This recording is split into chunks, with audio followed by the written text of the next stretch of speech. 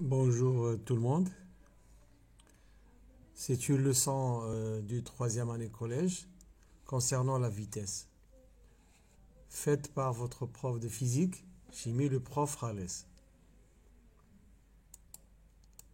Commençons par la situation suivante.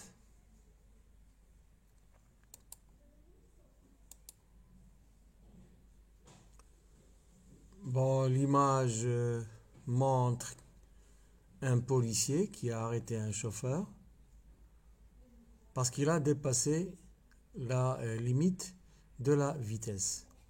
Bon, en lui disant, tu as dépassé la vitesse 60 km par heure. Pour le chauffeur, bon, il a dit que c'est non, j'ai pas dépassé la vitesse de 60 km par heure parce que j'ai parcouru 90 km en 1 heure et demie. Donc, j'ai roulé avec 60 km à l'heure. Donc, voyons maintenant qui a raison des deux. Bon, je vous laisse un moment pour réfléchir à la réponse. Les deux ont raison parce que ils ne parlent pas de la même vitesse. Pour le policier, il parle de la vitesse instantanée et pour le chauffeur, il parle de la vitesse moyenne. Donc, quelle est la différence entre la vitesse instantanée et la vitesse moyenne? Donc, c'est ce qu'on verra ici dans cette leçon-là.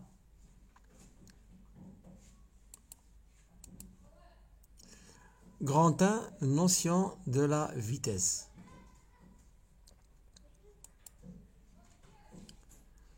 La vitesse caractérise le mouvement du corps par rapport à un référentiel spécifique. Donc, puisque le mouvement et le repos a une relation avec le référentiel, automatiquement la vitesse encore a une relation avec le référentiel. Parce que un corps est en mouvement, donc il a une vitesse.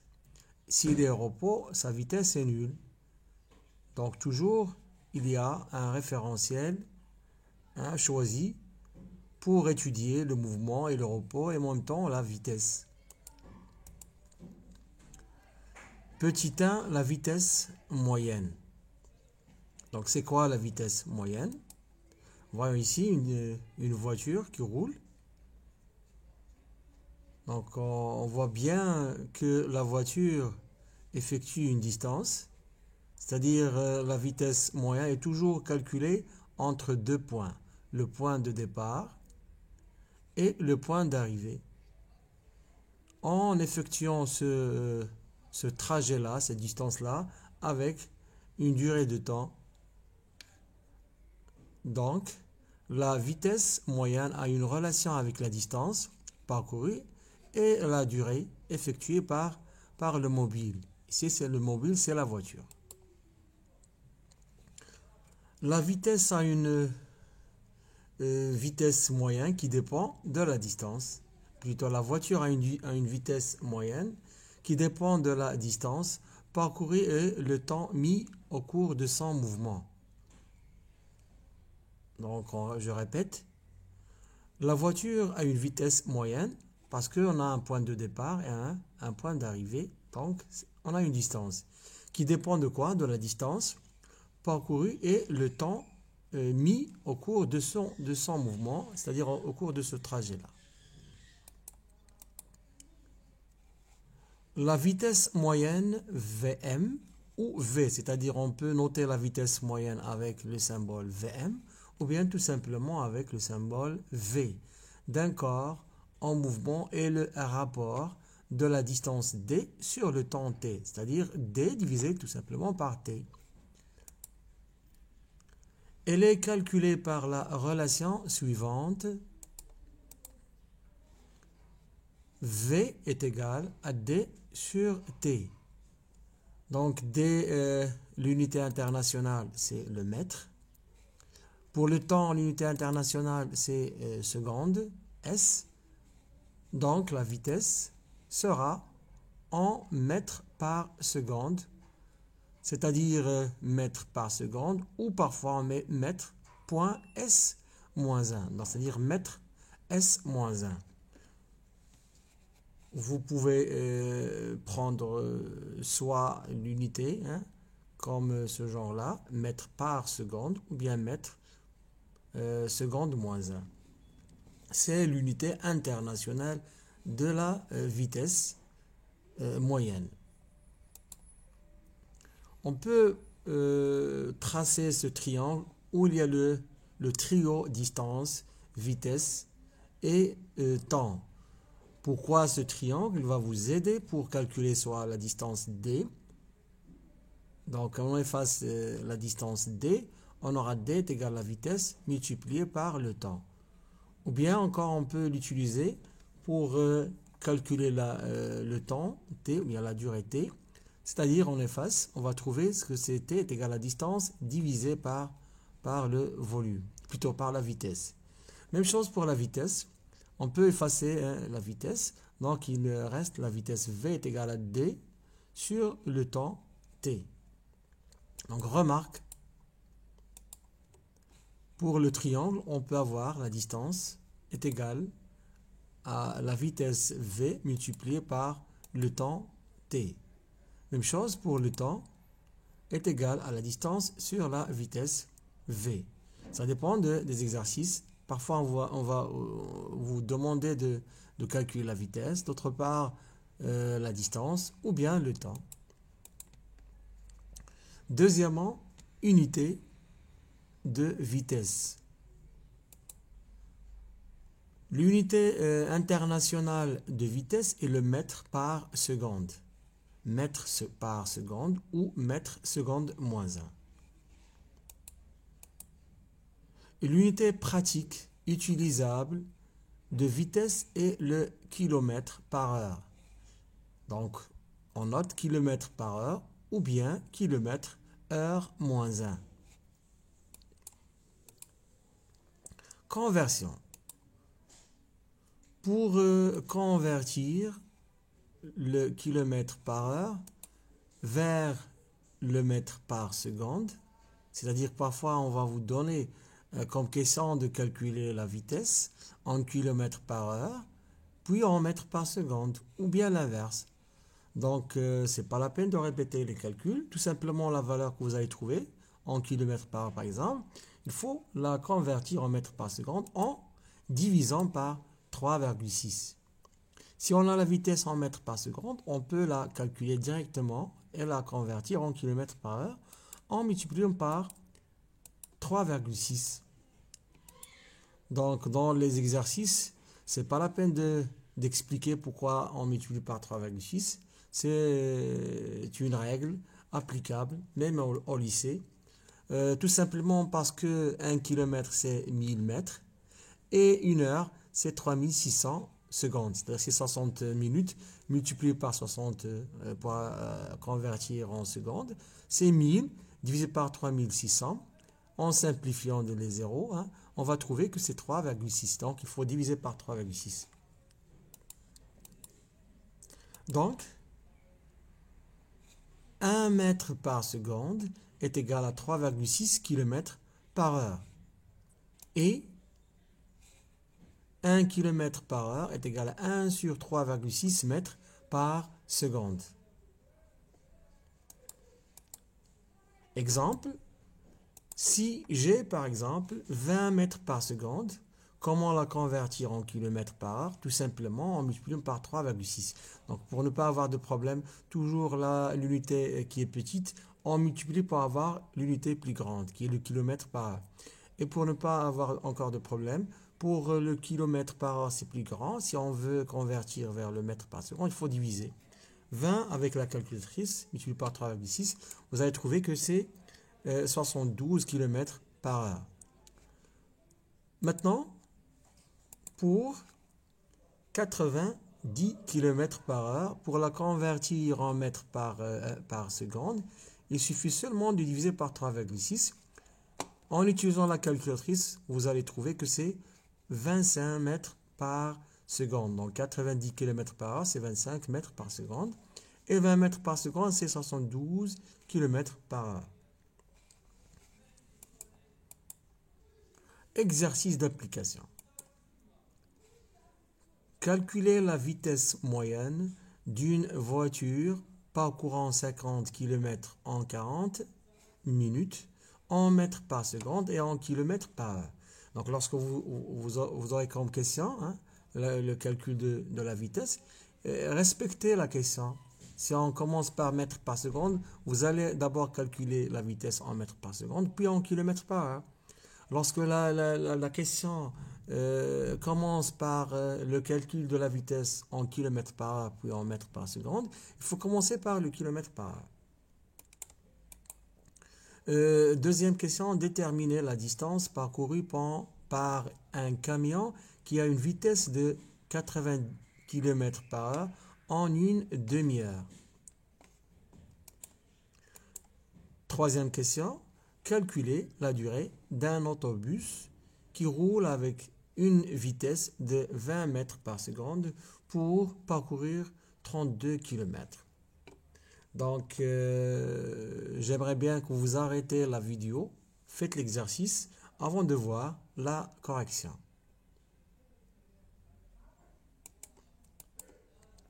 Correction. Première question, calculons la vitesse moyenne en mètres par seconde. D'abord, ici, il faut toujours écrire la relation. Ensuite, faites les calculs après, c'est-à-dire l'application numérique. On a la vitesse est égale à la distance sur le temps. Application numérique. Pour la distance, puisqu'en mètres par seconde, on a 50 km, il faut la convertir en mètres. C'est 50 000 mètres. Puisque c'est en secondes, il faut convertir le temps encore. 40 minutes. Une minute, c'est 60 secondes. Donc, 40 fois 60 est égal à 2400 secondes. Il ne reste que d'utiliser la calculatrice. On divise 50 000 mètres par 2400 secondes. On va trouver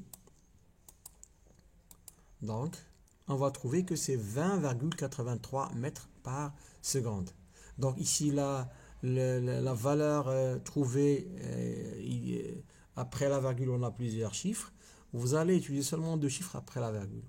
Mais si on veut utiliser cette valeur dans le calcul de la vitesse en kilomètres par heure, il faut utiliser la valeur complète, c'est-à-dire 20,83, même les 3 que vous aurez dans la calculatrice. C'est-à-dire garder ce que vous avez dans la calculatrice comme valeur et la multiplier par 3,6 pour avoir le kilomètre par heure. Calculons la vitesse moyenne en kilomètres par heure. Donc, la vitesse est égale à 20,83 mètres par seconde, est égale à 20,83. Ajoutez les 3, les autres 3 que vous avez dans le calcul, multiplié par 3,6. Donc, gardez la calculatrice, toute la valeur existe dans la calculatrice, fois 3,6 pour avoir exactement 75 km par heure. Deuxième question, calculons la distance D. Donc la relation à utiliser le triangle. Donc on a la distance D est égale à la vitesse multipliée par le temps. Pour l'application numérique, on a 20 km par heure. Donc la vitesse, l'unité qui existe dans la vitesse exige que le temps, il faut l'utiliser en heure. Donc c'est 80 km par heure. Une demi-heure, c'est 0,5 heures. Donc, on va simplifier par heure. Et il nous reste kilomètres, c'est-à-dire avec la calculatrice, on va trouver la distance est égale à 40 km. Troisièmement, calculons la durée T. Donc, pour la durée T, on a T est égal à la distance sur la vitesse. Toujours, c'est le triangle qui exige la relation. Donc, T est égal à la distance sur la vitesse. Application numérique.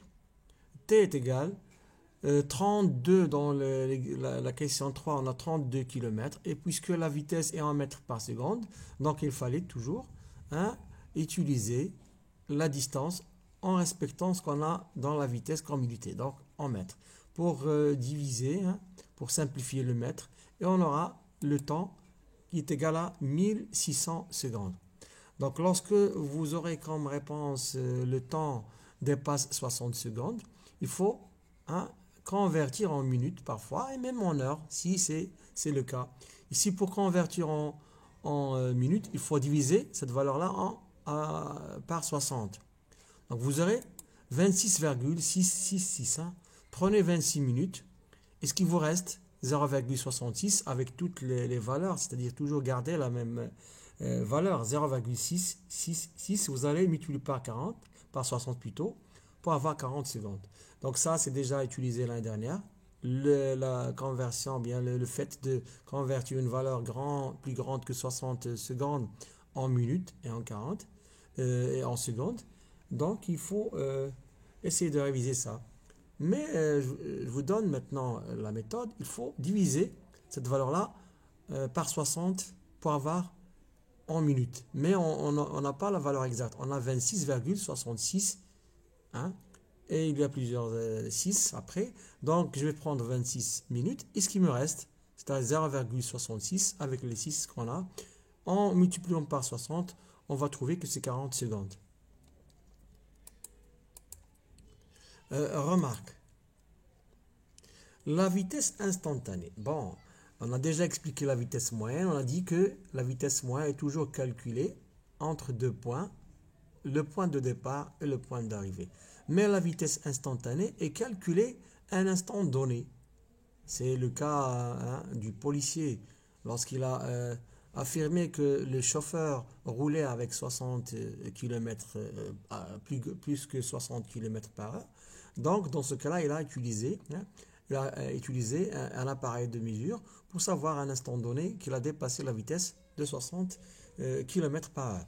Donc, la vitesse instantanée, c'est la vitesse d'un objet en mouvement à un instant donné. Ce n'est pas entre deux points, mais seulement à un instant donné. On pourra avoir la valeur moyenne entre, par exemple, deux villes, 60 km par heure, la vitesse moyenne, mais entre deux villes, on ne peut pas rouler avec la même vitesse. Parfois, on augmente la vitesse si la route est vide, et parfois, s'il y a une pente, par exemple, on diminue la vitesse. Donc, à chaque instant, la vitesse instantanée change. Elle peut être mesurée par le radar ou l'indicateur de vitesse, compteur de vitesse. Donc la vitesse instantanée, on n'a pas dans le programme comment la calculer. Vous l'aurez en tronc commun, mais en troisième année collège, on a le calcul seulement de la vitesse moyenne. Le radar, c'est cet appareil-là. Bon, il prend la photo du mobile, la voiture ou un camion, etc., à un instant donné avec la vitesse. Mais le chauffeur peut savoir sa vitesse avec, voilà, ici on a l'indicateur de vitesse. Ici c'est en kilomètres par heure. C'est l'indicateur de la vitesse qui existe à l'intérieur de la voiture dans le tableau de bord. Je vais vous le montrer plus grand que ça. Voilà. Regardez ici, c'est kilomètres par heure. C'est l'indicateur de vitesse. Donc, si vous aurez comme question dans un exercice comment calculer la vitesse instantanée, en troisième collège, on n'a pas la relation, comment calculer, mais on pourra dire qu'avec un radar ou bien l'indicateur de vitesse, qu'on peut savoir la vitesse instantanée à un instant donné. Grande 2, nature de mouvement. Donc rappelez-vous que dans la leçon précédente, on a vu type de mouvement et on a dit qu'il y a deux types de mouvement, la translation et la rotation. Mais pour la nature de mouvement, c'est autre chose. La nature du mouvement d'un mobile varie en fonction de la vitesse et les distances parcourues au cours de la même durée. Donc la vitesse et les distances parcourues nous donnent la nature de mouvement du mobile. Petit 1, mouvement uniforme. Donc, c'est quoi le mouvement uniforme? Vous pouvez voir l'image ici, hein, du coureur. Hein. Bon, regardez, le pied droit. Bon, la position ici, première position, deuxième, troisième position, quatrième position, etc. Donc, à un instant donné, hein, la même durée de temps, on va prendre par exemple une minute, on va tracer, bien, on va donner les positions du pied droit. Donc, cette distance-là est égale à cette distance, est égale à cette distance. Donc, les distances sont égales pendant la même durée de temps. On dit que le mouvement est uniforme.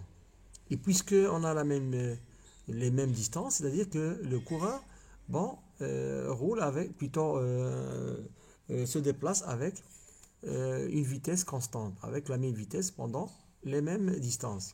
Donc, le mouvement est uniforme si la vitesse est constante, immobile, et les distances parcourues au cours de la même durée sont égales. On peut encore avoir le schéma suivant. Regardez ici, A1, A2, A3, A4, etc. Les distances sont égales. Bon, on peut soit prendre un point du mobile et on voit que ce point-là garde la même distance pendant la même durée de temps. Donc le mouvement il est uniforme. Deuxième nature pour le mouvement, c'est le mouvement varié. Donc si la vitesse n'est pas constante, alors le mouvement est varié. Si la vitesse n'est pas constante, donc les distances ne sont pas constantes. On a changement de vitesse et changement de distance. Donc le mouvement est varié si la vitesse n'est pas constante et les distances parcourues au cours de la même durée changent. Ça, c'est le mouvement varié. Mais le mouvement varié contient deux types. Il y a deux types de mouvements variés. D'abord, le mouvement accéléré, c'est-à-dire la vitesse va augmenter. Regardez le bonhomme ici. Les distances augmentent pendant la même durée de temps. Cette distance-là, regarde, elle augmente. Elle augmente. Donc, la vitesse augmente encore. Donc, on dit que le mouvement est accéléré. Le mouvement est accéléré si la vitesse augmente et les distances parcourues au cours de la même durée augmentent. C'est ça la définition. Voilà un schéma explicatif. Regardez la distance entre A1 et A2, un point de mobile, A2 à 3. Donc, ce sont seulement les positions. C'est-à-dire, à T1, on a A1, mais c'est le même point. C'est le même point. Mais A1 montre qu'à l'instant T1, on a le point A existe ici. À l'instant T2, le point A, c'est A2, etc. Donc, mais les distances, regarde, augmentent. C'est-à-dire que le mouvement, il est accéléré. Petit b, mouvement retardé. On dit parfois ralenti ou bien décéléré. Vous pouvez utiliser ce que vous voulez. Soit on dit mouvement retardé, soit on dit mouvement ralenti, soit on dit mouvement décéléré. Donc, toujours le même coureur. Maintenant, cette distance-là, elle est plus grande que cette distance-là. Elle est plus grande que celle-là. Donc, c'est-à-dire que la vitesse diminue du coureur. Donc, son mouvement est retardé. C'est quoi la définition maintenant? Le mouvement est retardé, ralenti. Hein, le mouvement sera retardé si la vitesse diminue et les distances parcourues au cours de la même durée diminuent. Hein? C'est la définition du mouvement retardé. On pourra schématiser ce mouvement-là par le schéma suivant. Regardez ici, la distance diminue pendant la même durée de temps. Toujours le sens du mouvement, c'est de gauche à droite. Donc, on dit à ce moment-là que le mouvement est retardé, ou bien il est ralenti, ou bien décéléré. Remarque, le mouvement est dit rectiligne uniforme. Quand est-ce? Donc, uniforme, c'est-à-dire la vitesse elle est constante. Rectiligne, c'est-à-dire la trajectoire sous forme d'une droite. Si La vitesse du mobile est constante au cours du temps, pour petit a. Pour petit b, la trajectoire effectuée par le mobile est rectiligne, sous forme d'une droite. Donc parfois on trouve dans nos exercices, donner la nature du mouvement, comme réponse on prend le mouvement est rectiligne uniforme.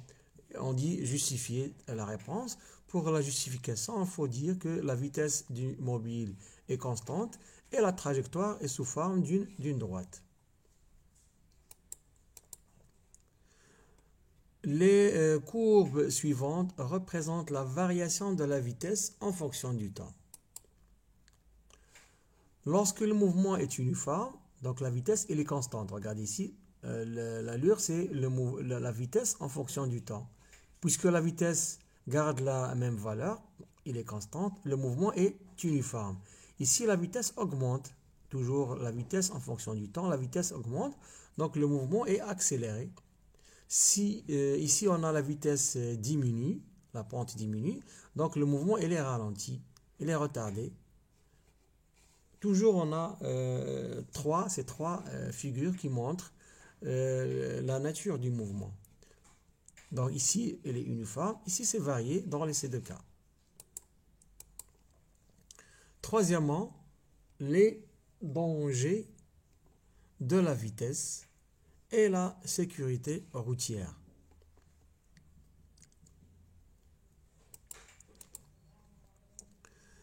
Petit 1, les dangers de la vitesse. Donc on sait bien que la vitesse parfois est mortelle. On a des accidents lorsqu'on roule avec une vitesse très grande. La vitesse est l'une des principales causes d'accidents de la circulation sur les routes. Il est évident que le conducteur ne contrôle pas la distance d'arrêt de sa voiture lors du freinage. C'est à cause de la vitesse. C'est quoi la distance d'arrêt? La distance d'arrêt est la distance parcourue par le véhicule entre le moment où le conducteur voit le danger et le moment où la voiture s'arrête. Je vais encore expliquer mieux que ça avec un schéma. Vous attendez le schéma. Ça, ce sont des définitions. La distance d'arrêt dA est égale à quoi? À la somme de la distance parcourue dR pendant la réaction et de la distance parcourue dF pendant le processus de freinage. C'est-à-dire lorsque un chauffeur voit un danger, il est obligé de freiner. C'est pourquoi on a avant le freinage une distance qui s'appelle la distance de réaction. C'est naturel. Avant de freiner, donc c'est une distance que la voiture parcourt avant le freinage. Donc la distance pour que la voiture s'arrête est la somme de deux distances, la distance de réaction et la distance de freinage. Voilà le schéma explicatif. Début de l'arrêt, c'est là où le chauffeur voit le danger. Ici, fin de l'arrêt. La voiture s'arrête ici. C'est la somme de deux distances, la distance de réaction et la distance de freinage. Donc dA est égal à dR plus dF. La distance d'arrêt est égale à la distance de réaction plus la distance de freinage. Ça, c'est une distance d'arrêt. Ça, c'est une distance de réaction. Et ici, on a une distance de freinage, dF.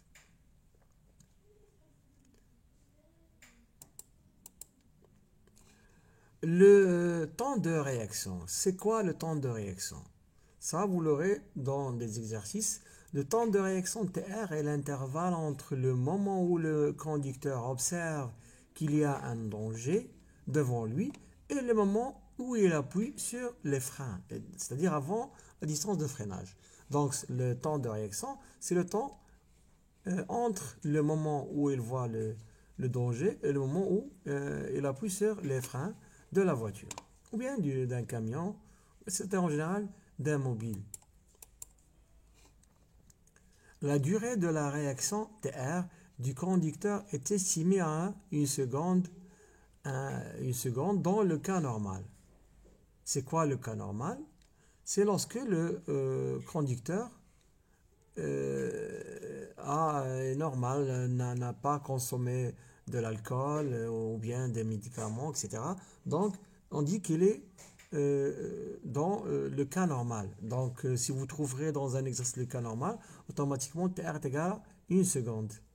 Mais s'il consomme des substances et des médicaments affectant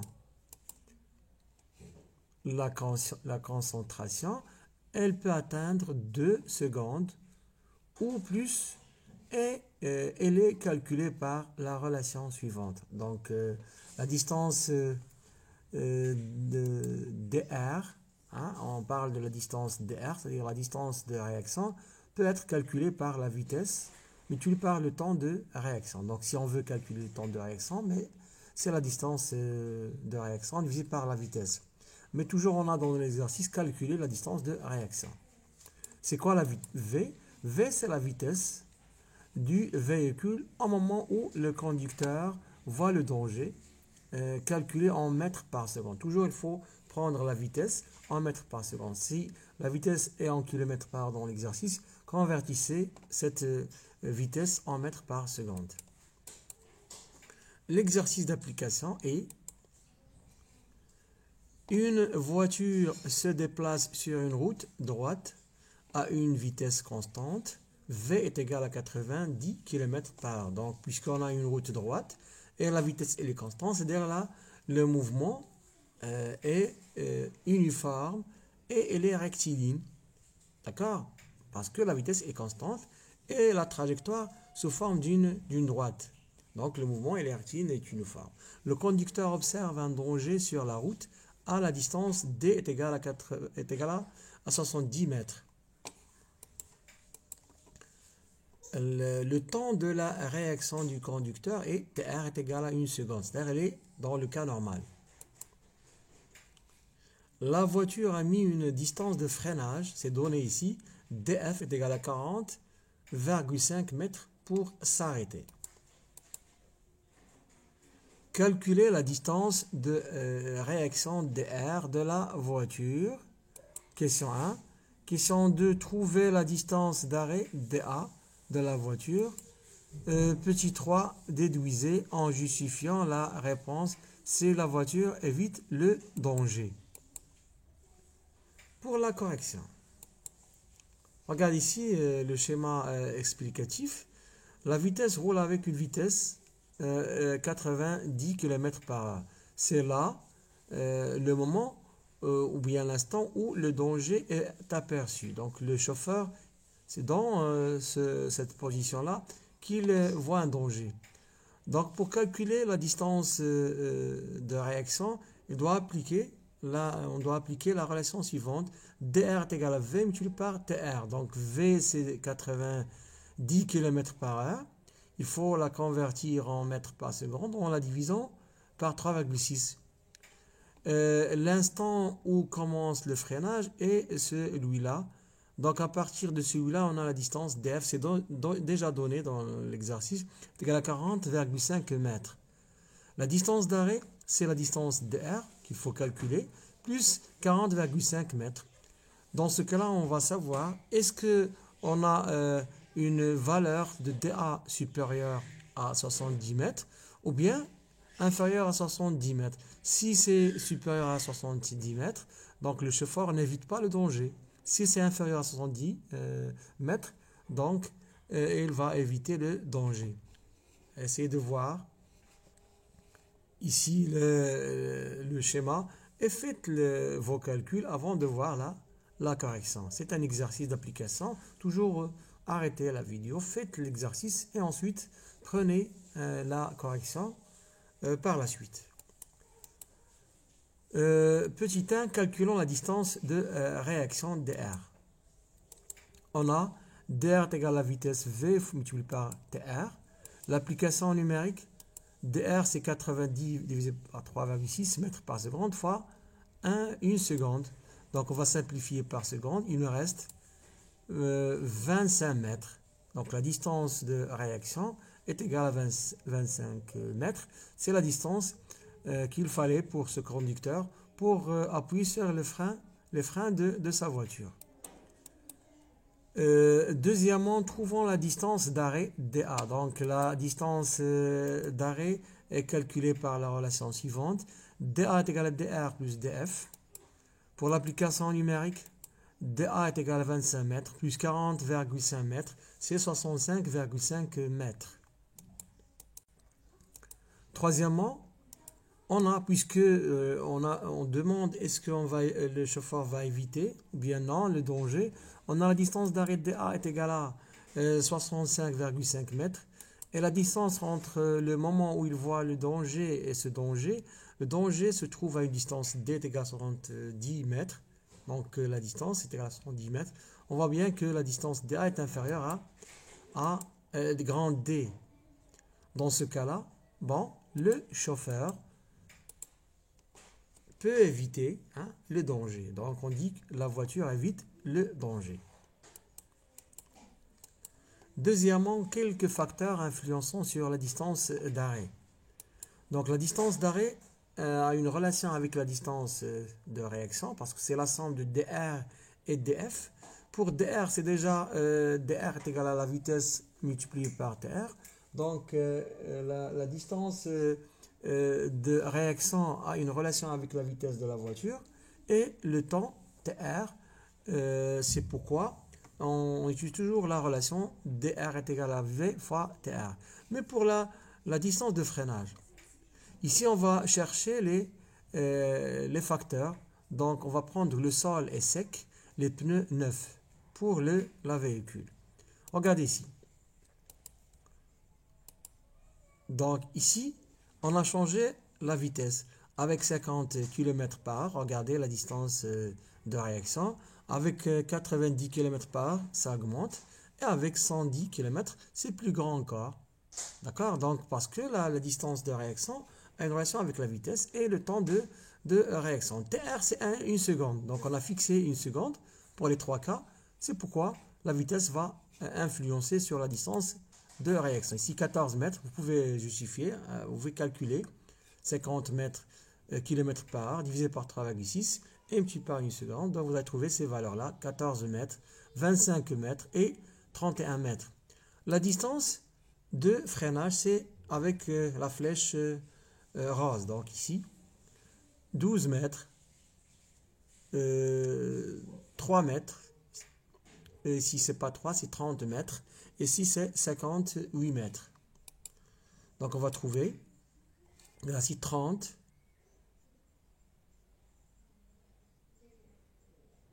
Donc ici c'est 36, 12 plus 14 mètres.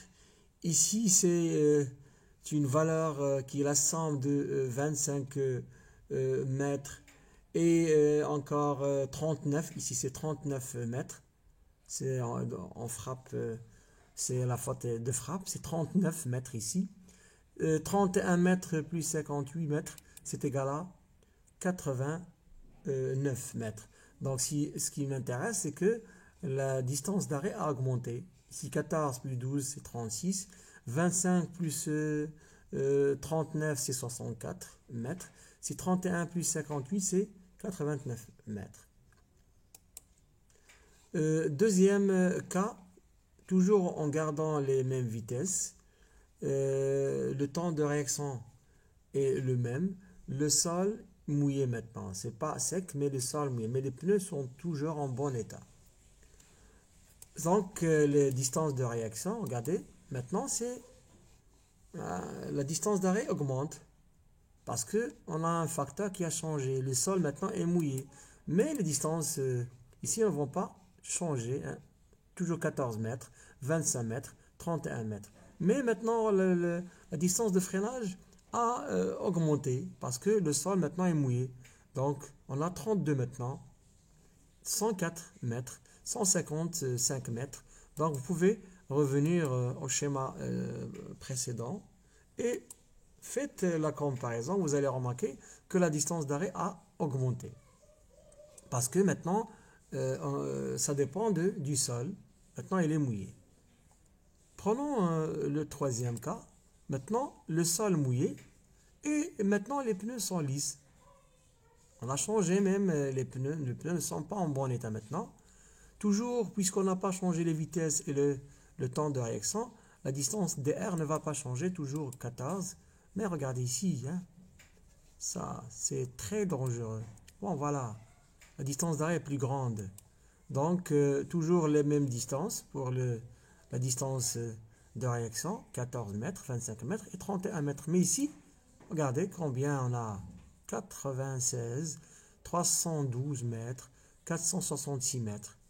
Donc, la distance d'arrêt a augmenté et c'est dangereux pour le conducteur de la voiture.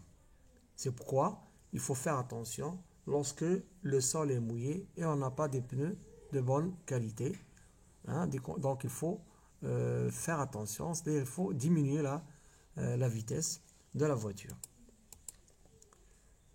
La distance d'arrêt est liée à plusieurs facteurs, parmi eux la vitesse qui va influencer la distance de réaction. On a l'état de la route, humide ou sèche. Donc, dans ce cas-là, il va influencer la distance de freinage. On a encore l'état des pneus, la distance de freinage toujours, bon ou lisse.